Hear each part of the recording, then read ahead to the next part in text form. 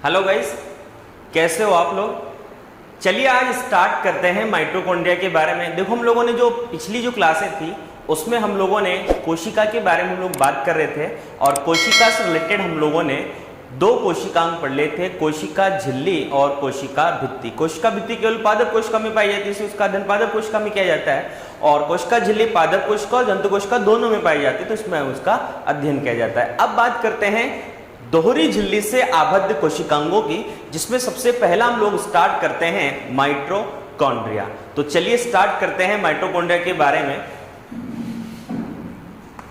Mitochondria, अब ये mitochondria की अगर हम लोग बात करते हैं तो सबसे पहली चीज तो इसकी परिभाषा की बात कर लेते हैं। परिभाषा की अगर हम लोग बात करते हैं तो सबसे पहली चीज हमारे सामने ये आती है कि परिभाषा क्या होगी माइटोकॉन्ड्रिया। देखो, माइटोकॉन्ड्रिया को आप लोगों ने छोटी क्लास में पढ़ा होगा, माइटोकॉन्ड्रिया को कोशिका का शक्ति ग्रह कहा जाता है। तो वही बात यहाँ पर है, शक्ति मतलब पावर हाउस, ठीक है। तो पावर हाउस का मतलब ये हुआ कि ये क्या करता है, कोई स्टेबल चीज है उसको गति प्रदान करता है, यानी ऐसा कोशिकांग जो स्थितिज ऊर्जा को गतिज ऊर्जा में बदलने का कार्य करता है, माइटोकॉन्ड्रिया कहलाता है। यानी स्थितिज जो ऊर्जा होती है उस स्थितिज ऊर्जा को परिवर्तित कर देता है गतिज ऊर्जा, यानी जो पोटेंशियल एनर्जी जो होती है उससे काइनेटिक एनर्जी में ये चेंज कर देता है। चलिए आगे बात करते हैं परिभाषा जो होती है, उसके बाद बात करते हैं इसकी खोज की। तो खोज के लिए आप लोगों को ज़्यादा कुछ याद नहीं रखना है, इसकी जो खोज है वो करी थी कॉलिकर नामक साइंटिस्ट ने। तो कॉलिकर नामक साइंटिस्ट की खोज की। इसके कुछ अन्य नाम हैं जो अलग अलग साइंटिस्ट ने दिए, जैसे फ्लेमिंग जो था, फ्लेमिंग ने इसे बोला पाइला। उसके बाद अल्टमान जो था, उस अल्टमान ने इसे बोला बायोप्लास्ट। और उसके बाद वेंडा जो थे, वेंडा नामक जो साइंटिस्ट था उसने इसको बोला माइटोकॉन्ड्रिया। आगे हम लोग बात कर लेते हैं इसकी कोशिका में स्थिति की। तो कोशिका में अगर इसकी स्थिति की बात करते हैं तो ये संपूर्ण कोशिका द्रव्य में पाया जाता है, यानी संपूर्ण कोशिका द्रव्य में उपस्थित होता है, कहीं भी पाया जा सकता है, संपूर्ण कोशिका द्रव्य में प्रेजेंट होता है। अगर बात करते हैं प्राप्ति स्थान की, यानी किस किस कोशिका में प्रेजेंट होता है, तो दो ऐसी कोशिकाएं जिनको छोड़कर सभी कोशिकाओं में प्रेजेंट होता है। पहली कोशिका तो होती है प्रोकैरियोटिक कोशिका, और प्रोकैरियोटिक कोशिका के साथ साथ जो स्तनधारी जो जंतु होते हैं, उन स्तनधारी जंतुओं की जो वयस्क जो आरबीसी होती है, उस वयस्क आरबीसी में ये जो कोशिकांग होता है वो एब्सेंट होता है। यानी प्रोकैरियोटिक कोशिका और स्तनधारियों की वयस्क आरबीसी में माइटोकॉन्ड्रिया नहीं पाया जाता, बाकी हर एक कोशिका में माइटोकॉन्ड्रिया प्रेजेंट होता है। उसके बाद आगे बात कर लेते हैं, प्राप्ति स्थान हो गया। इसके बाद इसकी शेप की बात कर लेते हैं, यानी आकार की अगर बात करते हैं तो इसका जो आकार होता है वो सामान्यतः कैप्सूल जैसा होता है, कुछ कोशिकाओं में तश्तरी नुमा होता है, कुछ कोशिकाओं में नलिकाकार होता है, और कुछ कोशिकाओं में तंतुनुमा होता है।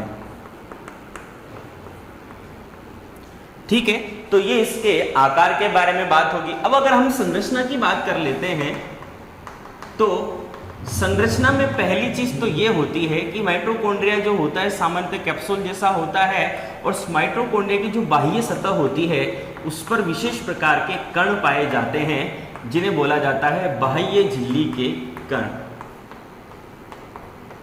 बाह्य झिल्ली के कण, और ये बाह्य झिल्ली होती है।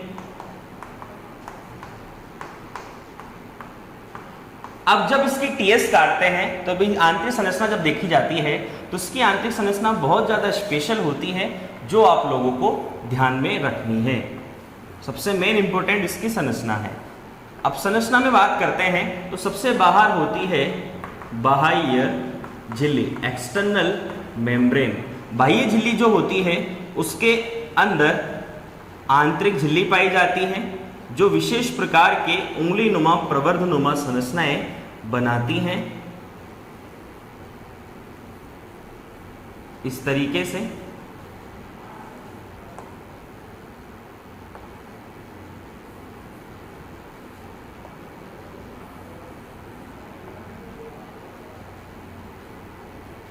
ये वाली स्ट्रक्चर। अब देखो, ये तो होती है बाह्य झिल्ली और ये होती है आंतरिक झिल्ली। बाह्य झिल्ली और आंतरिक झिल्ली जो होती है, इन दोनों के बीच में एक अवकाश पाया जाता है जिसे कहा जाता है माइटोकॉन्ड्रियल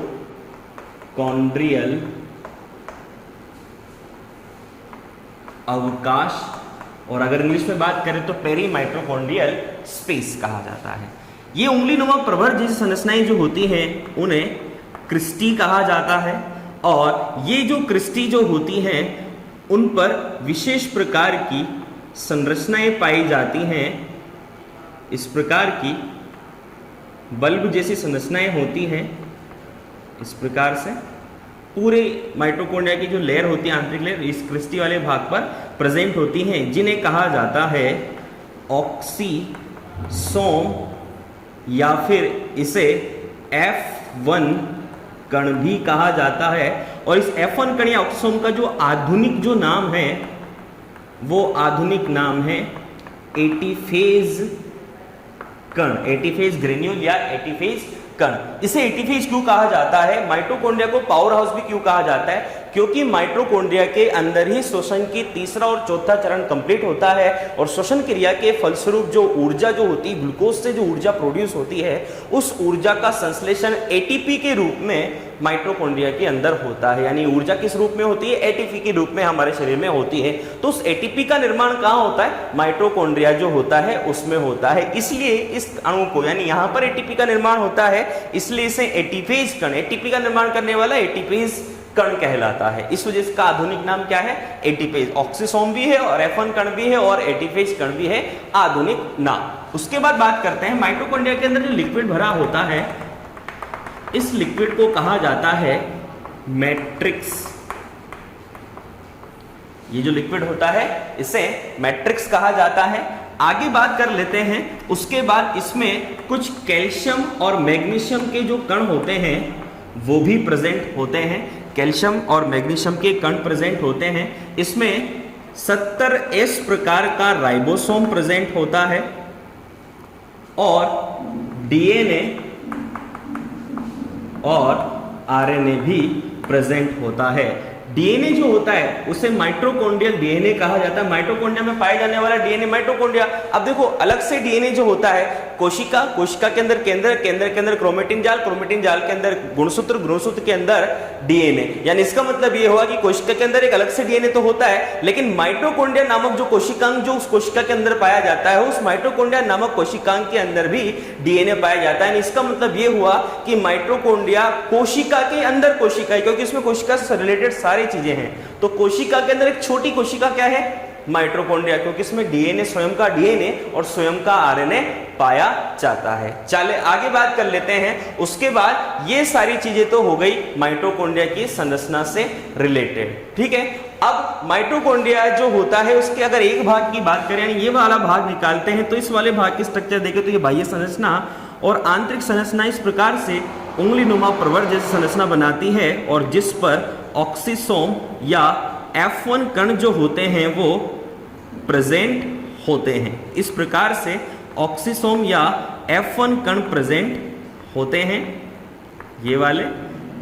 तो ये तो बाह्य संरचना, ये आंतरिक संरचना, ये क्रिस्टी यानी माइटोकॉन्ड्रिया का एक भाग, यानी ये वाला भाग हमने उठा लिया, और ये ऑक्सीसोम या F1 कण यहाँ पर होते हैं। अब माइटोकॉन्ड्रिया, देखो मैंने बताया था, इकाई कलाम मॉडल बताया था कि कोशिका के अंदर पाए जाने वाले हर एक जो अणु जो होता है, यानी कोशिका के अंदर पाए जाने वाला हर एक कोशिकांग जो होता है, अगर वो झिल्ली कोशिकांग तो उसकी झिल्ली जो होगी वो त्रिस्तरीय परत में डिवाइड होगी। तो त्रिस्तरीय परत का मतलब ये हुआ कि जैसे एक भाग ले रहा हूं झिल्ली का, तो ये तो फास्फोलिपिड मध्य में और ऊपर और नीचे प्रोटीन और बीच में होती है फास्फोलिपिड।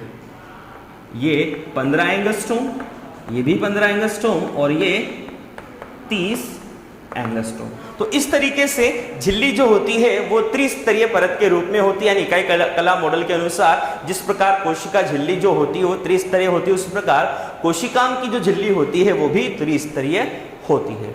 आगे बात कर लेते हैं, ये तो हो गई इस माइटोकॉन्ड्रिया के ये वाले भाग। अब ऑक्सीसोम या F1 कण की अगर हम बात करते हैं तो ऑक्सीसोम या F1 कण जो होता है उसकी संरचना इस प्रकार से होती है।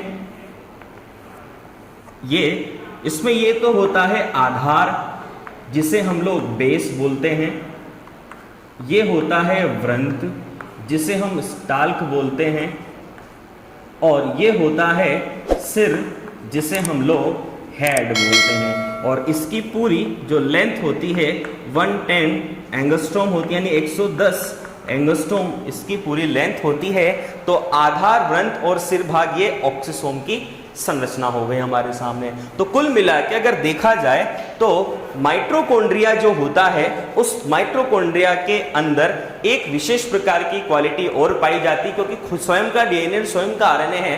तो स्वयं का डीएनए और स्वयं का आरएनए होने की वजह से ये एक प्रकार का सेमी ऑटोनोमस ऑर्गन या अर्ध स्वायत्त शासी अंग भी कहलाता है।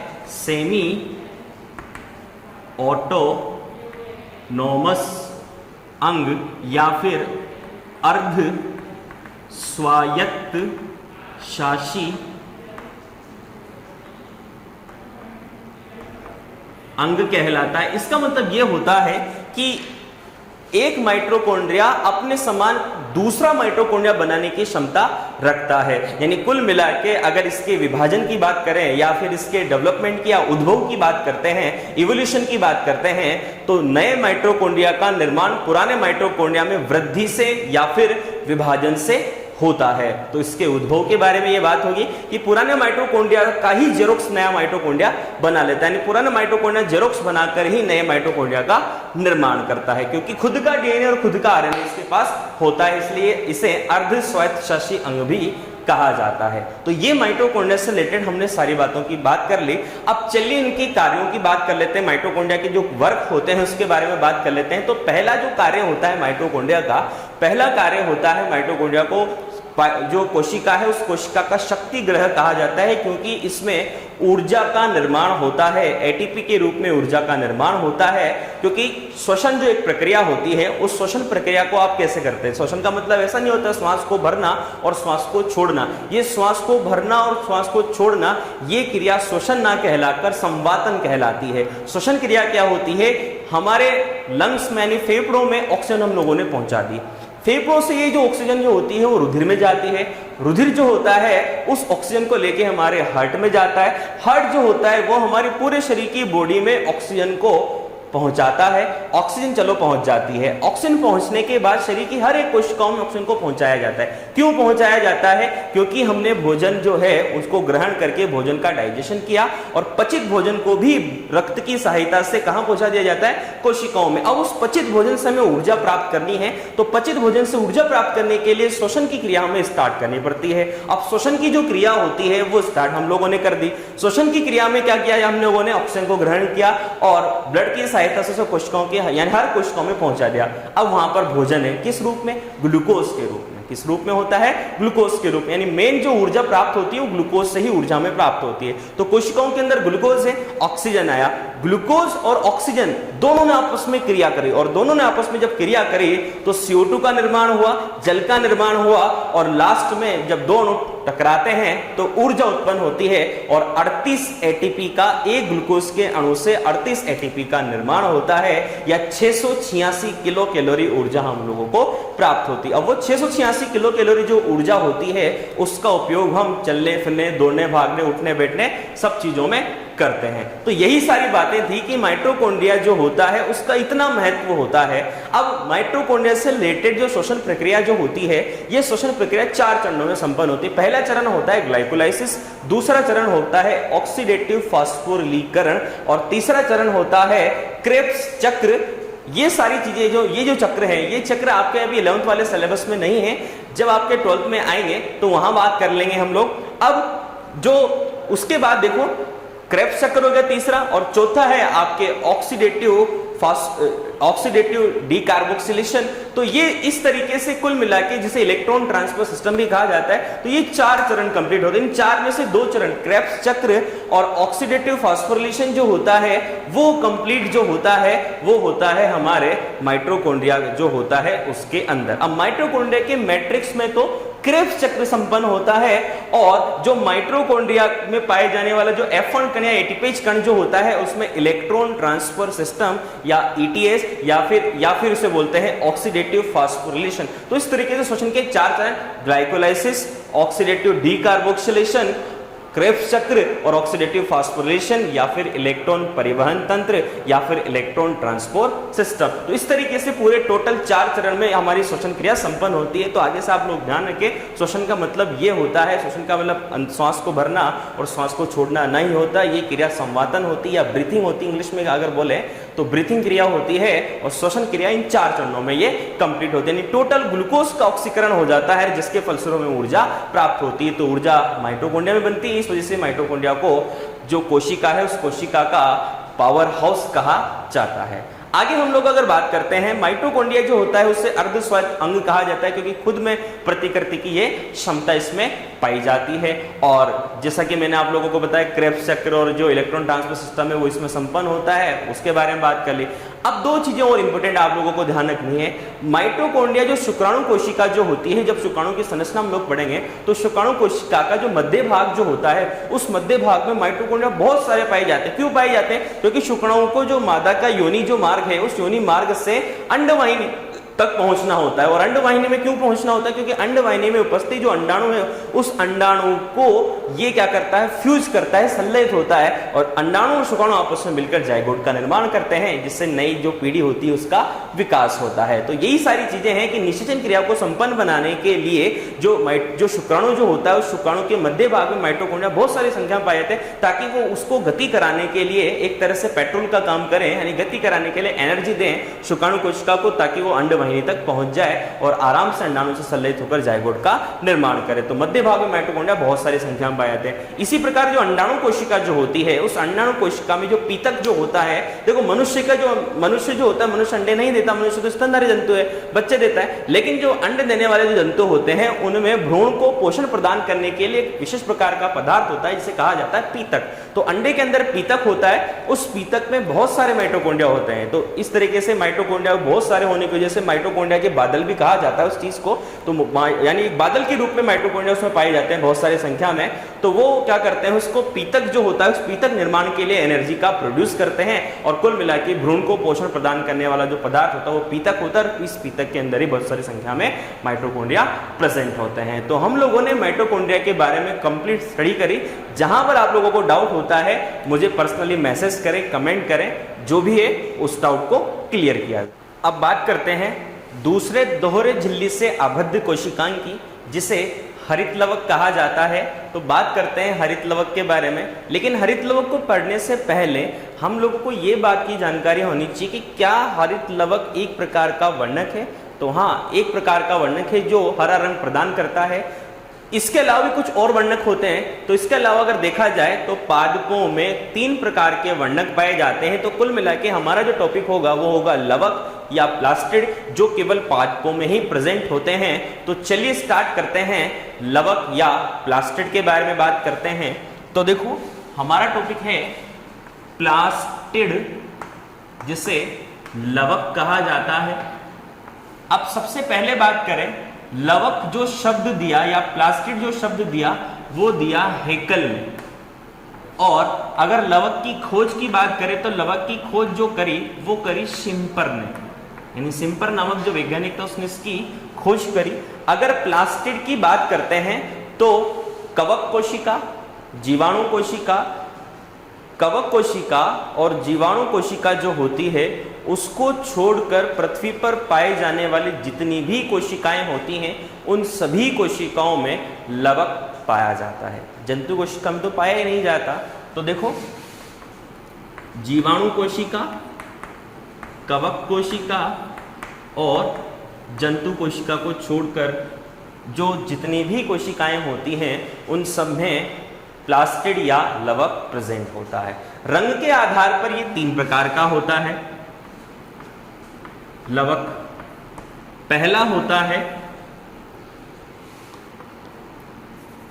अवर्णी लवक, इंग्लिश में बोलते हैं ल्यूकोप्लास्ट।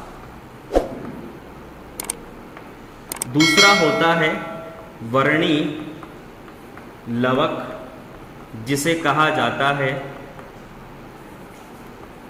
क्रोमोप्लास्ट। और तीसरा होता है हरित लवक जिसे कहा जाता है क्लोरोप्लास्ट।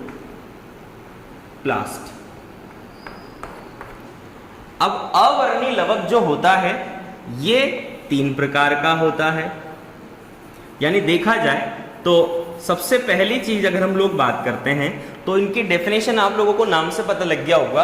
अवर्णी जो लवक होता है, इस अवर्णी लवक का मतलब होगा जो कलरलेस होगा, यानी रंगहीन लवक क्या होता है? अवर्णी लवक। रंग युक्त कलरफुल जो होता है वो वर्णी लवक, और हरित लवक से पता लग ही रहा है हरा रंग जो प्रदान करता है वो।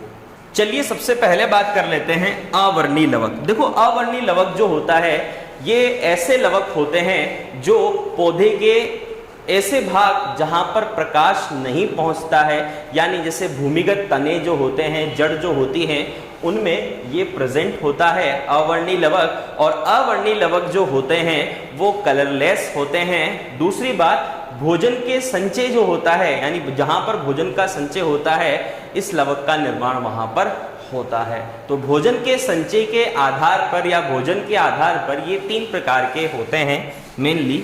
सबसे पहला जो होता है वो होता है एमाइलोप्लास्ट, दूसरा होता है एलियोप्लास्ट और तीसरा होता है ल्यूकोप्लास्ट। एमाइलोप्लास्ट का मतलब होता है अगर कार्बोहाइड्रेट का संचय होता है या स्टार्च का संचय होता है, ऐसे वर्णक जो कार्बोहाइड्रेट का संचय करते हैं एमाइलोप्लास्ट कहलाता है। अब आप इस चीज को कैसे कनेक्ट रखेंगे?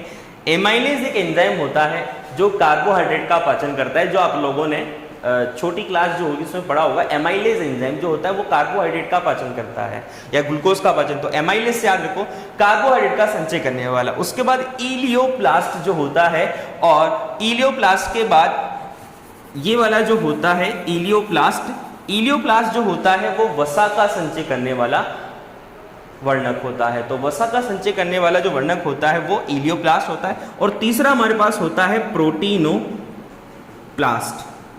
ये जो प्रोटीनोप्लास्ट होता है वो प्रोटीन का संचय करता है। अब इसके बाद हमारे पास एक वर्णक और आता है जिसे बोलते हैं इटियोप्लास्ट। और ये जो इटियोप्लास्ट होता है, ये ऐसे जनरल नॉलेज के लिए आपको याद रखना है, इटियोप्लास्ट का काम क्या होता है? यूजुअली कुछ ऐसे पौधे होते हैं जो सूर्य के तेज प्रकाश के कारण पीले पड़ जाते हैं।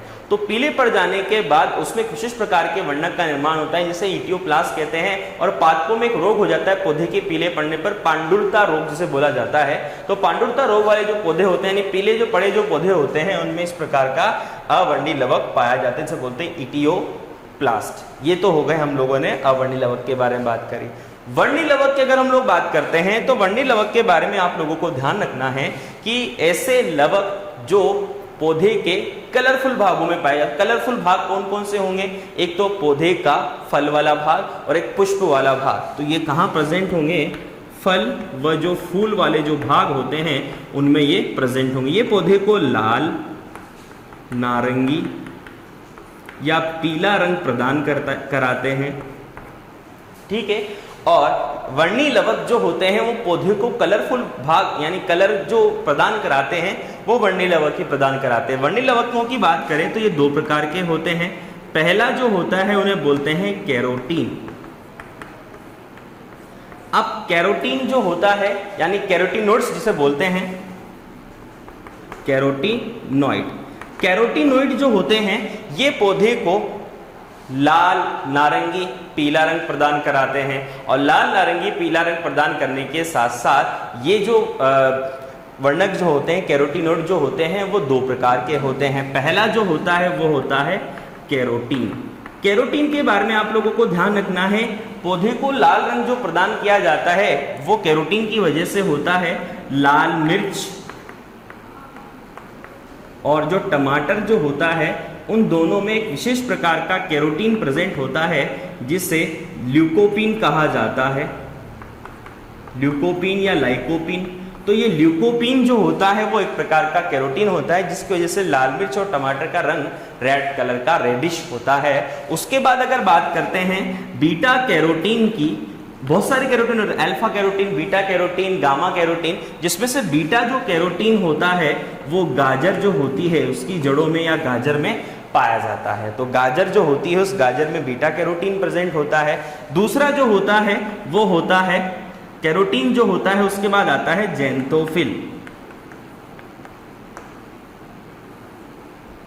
ज़ैंथोफिल की बात करते हैं तो यूजुअली क्या होता है, ज़ैंथोफिल जो होता है वो विशेष प्रकार का रंग प्रदान कराता है पौधों को। और यूजुअली क्या होता है, ज़ैंथोफिल जो होता है,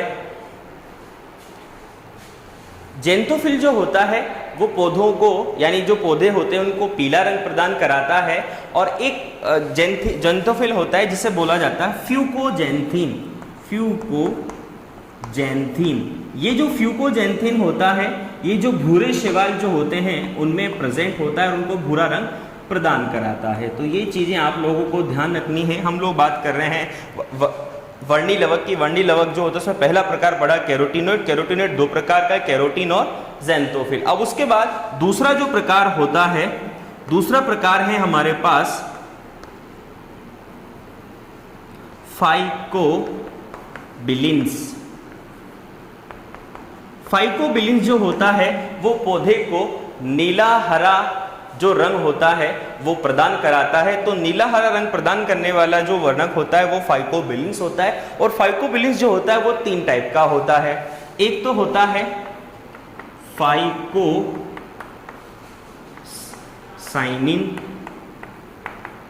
एक होता है फाइकोएरिथ्रिन और एक होता है एलोफाइकोसाइनिन।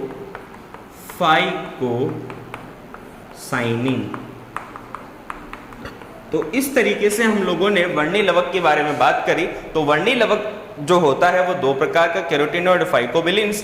कैरोटीनोइड दो प्रकार का, कैरोटीन और ज़ैंथोफिल। और फाइकोबिलिन्स जो होता है तीन प्रकार का, फाइकोसाइनिन, फाइकोएरिथ्रिन, एलोफाइकोसाइनिन। अब देखो फाइकोसाइनिन साइनोबैक्टीरिया, नील हरित शैवाल जिसे कहा जाता है। तो साइनिन शब्द का मतलब है नीला, नीला रंग प्रदान कर। इरिथ्रिन, एरिथ्रोसाइट, जो लाल रुधिर कणिकाएं जो होती है जिन्हें आरबीसी कहा जाता है, उन्हें एक और वर्ड यानी एक और टेक्निकल वर्ड दिया गया है इरिथ्रोसाइट। तो इरिथ्रोसाइट या आरबीसी, आर मतलब रेड कलर, तो ये रेड कलर प्रोवाइड कराते हैं और ये नीला रंग प्रदान कराते हैं। तो इस तरीके से आप लोगों को ये चीजें ध्यान रखनी है, वर्णी लवक, अवर्णी लवक। अब मेन जो टॉपिक हमारे पास आता है वो आता है हरित लवक। तो हरित लवक के बारे में बात करते हैं। तो चलिए स्टार्ट करते हैं हरित लवक।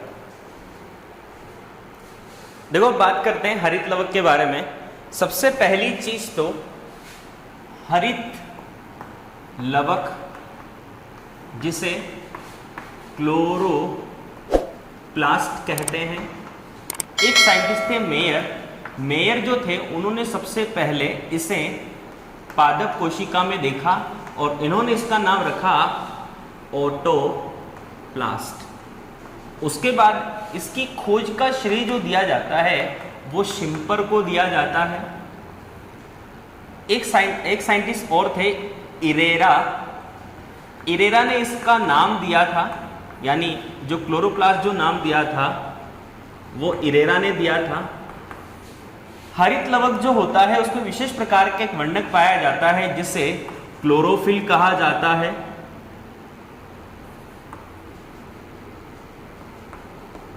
और ये जो क्लोरोफिल जो होता है उसे हिंदी में पर्णहरित कहा जाता है, जिसकी वजह से ही पौधों का जो रंग होता है, पत्तियों का, तनों का जो रंग होता है वो ग्रीन कलर का या हरे रंग का होता है। अगर संरचना की बात करते हैं, क्लोरोफिल की जो संरचना जो होती है उसकी अगर हम लोग बात करते हैं तो उच्च वर्ग के जो पादप होते हैं, जैसे टेरिडोफाइटा में मोस, बात करेंगे हम लोग अभी केवल सेल पढ़ रहे हैं, जब हम टेरिडोफाइटा जिम्नोस्पर्म यानी पादपों के बारे में बात करेंगे तो वहां बात करेंगे। तो अभी आप ध्यान रखें, तो टेरिडोफाइटा में प्लांट होता है मोस, फर्न और जितने भी बीज युक्त जो पादप होते हैं उन बीज युक्त पादपों में इसका जो शेप होता है, आकार जो होता है,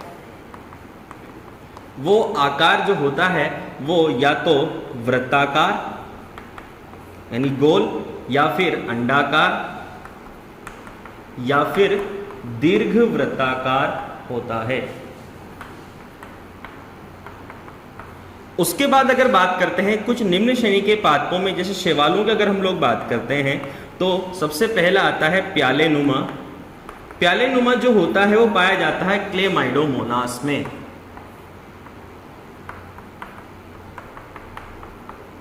उसके बाद आता है मेखलाकार। तो यूलोथ्रिक्स जो होता है शैवाल, उस यूलोथ्रिक्स शैवाल में मेखलाकार पाया जाता है। सर्पिलाकार जो होता है वो पाया जाता है स्पाइरोगायरा में। और उसके बाद जालिकानुमा, जालिकावत जो होता है वो पाया जाता है उडोगोनियम में। और ताराकार भी पाया जाता है, ताराकार पाया जाता है जिग्निमा में। तो इस तरीके से कुछ शैवाल होते हैं, इसमें अलग अलग शेप के हरित लवक पाए जाते हैं। अब संरचना से रिलेटेड अगर हम बात करते हैं तो ये इसकी जो संरचना होती है यानी हरित लवक जो होता है वो दोहरी झिल्ली से आबद्ध कोशिकांग होता है। यानी इसमें एक तो होती है बाह्य झिल्ली और एक होती है आंतरिक झिल्ली। बाह्य झिल्ली और आंतरिक झिल्ली जो होती है उन दोनों के मध्य का जो अवकाश होता है वो कहलाता है परिहरित लवक अवकाश, या फिर इंग्लिश में बोले तो पेरीप्लास्टिडियल स्पेस। ठीक है, इसके अंदर भरा हुआ जो द्रव्य होता है उस द्रव्य को कहा जाता है स्ट्रोमा। माइटोकॉन्ड्रिया जो था उसमें हम लोगों ने उसके लिक्विड को क्या कहा था, मैट्रिक्स। यहां पर क्या कह रहे हैं, स्ट्रोमा। ध्यान रखना, दोनों दोहरी झिल्ली से आबद्ध कोशिकांग हैं, दोनों के अंदर खुद का डीएनए और खुद का आरएनए जो होता है वो पाया जाता है। इसे क्या बोलेंगे, यानी क्लोरोप्लास्टिडियल माइटोकॉन्ड्रिया। अब ये जो यूजुअली क्या होता है, माइटोकॉन्ड्रिया जो होता है उसमें भी खुद का डीएनए होता है, उसे माइटोकॉन्ड्रियल डीएनए बोला जाता है। इसे बोलेंगे क्लोरोप्लास्टिडियल डीएनए। और इसकी जो खोज थी, देखो माइटोकॉन्ड्रियल डीएनए की खोज तो नास एवं नास ने की थी, और उसकी खोज की थी रिस व प्लाउट। तो रिस और प्लाउट जो थे उन्होंने इसकी खोज करी थी। तो क्लोरोप्लास्टिडियल डीएनए और आरएनए में पाया जाता है। 70 प्रकार का राइबोसोम पाया जाता है। यानी इसका मतलब ये भी एक प्रकार से सेमी ऑटोनोमस ऑर्गन होता है, यानी अर्ध स्वायत्त शासी अंग होता है और खुद अपने वृद्धि और विभाजन द्वारा नए हरित लवक का निर्माण कर लेता है। तो ये भी एक प्रकार का अर्ध स्वायत्त शासी अंग होता है या सेमी ऑटोनोमस अंग होता है। आगे हम लोग बात करते हैं तो इसमें विशेष प्रकार की समानांतर संरचनाएं पाई जाती हैं। इस प्रकार से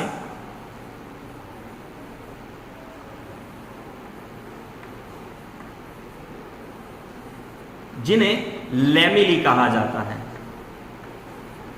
और ये जो लैमेली जो होती हैं वो दो प्रकार की होती हैं। ये जो संरचनाएं होती हैं उन्हें लैमेली बोला जाता है, और ये जो लैमेली जो होती हैं वो दो टाइप की होती हैं। अब देखो, ये एक धागीनुमा संरचनाएं होती हैं जो सिक्के समान संरचना के रूप में व्यवस्थित होती हैं, और इस सिक्के समान संरचना को कहा जाता है ग्रेनम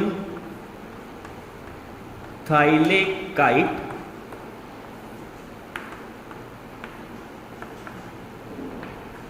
और इस ग्रेनम थाइलेकाइट जो होते हैं वो एक दूसरे के ऊपर सिक्के के रूप में व्यवस्थित होती हैं इस तरीके से, और ये पूरा का पूरा जो ग्रुप होता है, जैसे एक गड्डी, सिक्के की गड्डी, उस पूरे ग्रुप को कहा जाता है ग्रेना।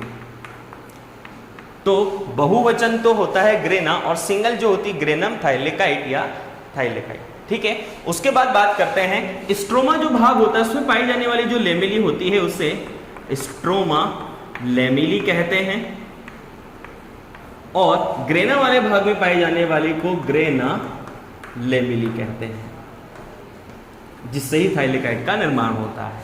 ये बात आप लोगों को समझ में आ चुकी होगी। अब थाइलेकाइट जो होता है, उस थाइलेकाइट के अंदर विशेष प्रकार के 200 से 250 यानी 200 से लेकर 400 तक विशेष प्रकार के वर्णक उपस्थित होते हैं, जिनमें से chlorophyll A, B, C, D, E, F, तो इस तरह के क्लोरोफिल होते हैं, कैरोटीन, जेंथोफिल, फाइकोबिलिन, सी फाइकोसाइनिन, सी फाइकोएरिथ्रिन, ये सारे विशेष प्रकार के वर्णक इसके अंदर प्रेजेंट होते हैं, और इन वर्णकों से एक विशेष प्रकार की संरचना का निर्माण होता है जिसे कहा जाता है क्वांटासोम।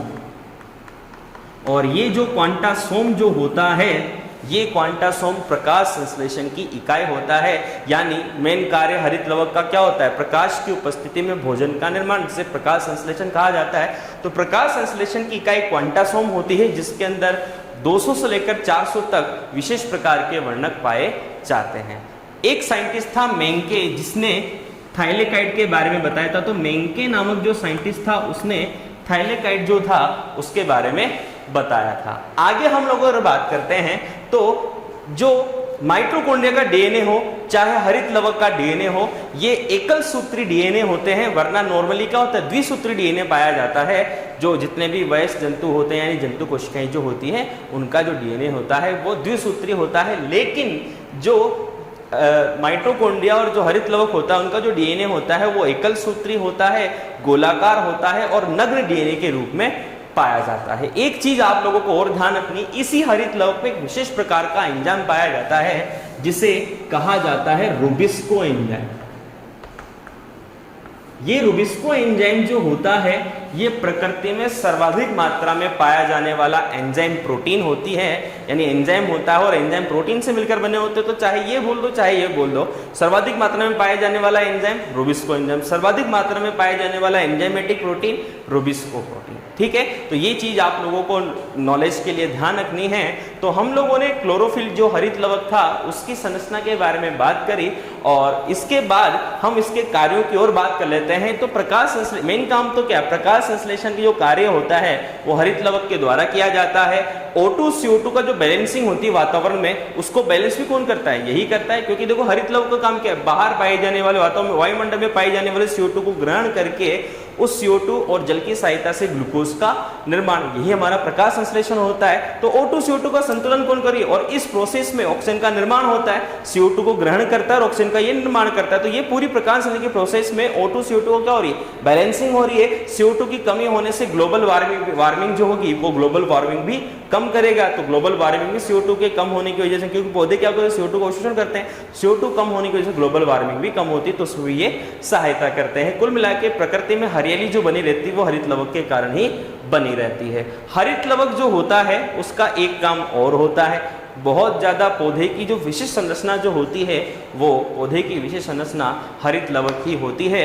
और कभी कभी जो फल होते हैं, जो फल पक जाते हैं, तो पक जाने के बाद जो फलों में पाए जाने वाला जो क्लोरोप्लास्ट जो होता है वो क्रोमोप्लास्ट में चेंज हो जाता है, यानी हरित लवक जो होता है वो वर्णी लवक में चेंज हो जाता है। इसी वजह से तो जो ग्रीन कलर का जो फ्रूट होता है वो लाल पीले नीले, लाल पीले जो रंग होते हैं उनमें वो चेंज हो जाता है। तो इस तरीके से हम लोगों ने हरित लवक जो था उसके बारे में बात करी। तो अगली क्लास में हम लोग किसी नए टॉपिक के साथ और नए जो सेल ऑर्गन है उसके साथ मिलते हैं।